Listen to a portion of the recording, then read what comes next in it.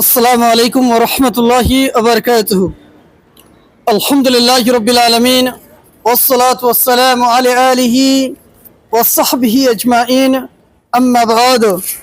আউযু বিল্লাহি মিনাশ শাইতানির রাজীম। বিসমিল্লাহির রহমানির রহিম।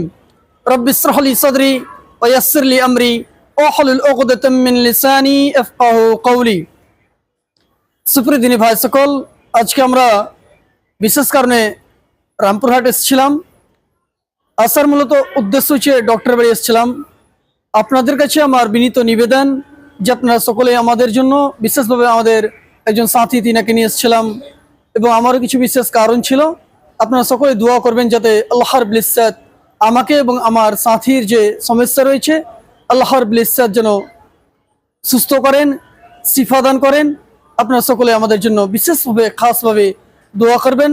আমরা এটাই আপনাদের সকলের প্রতি আমরা আশাবাদী যে আপনারা সকলে মাহে রমাদানে বিশেষভাবে আমাদের জন্য দোয়া করবেন যাতে আমাদেরকে আল্লাহ রাব্বুল ইজ্জত সুস্থ রাখেন, আমাদেরকে ঈমানের উপর রাখেন এবং মাহে রমাদানের গুরুত্ব দেওয়ার সুযোগ করে দেন।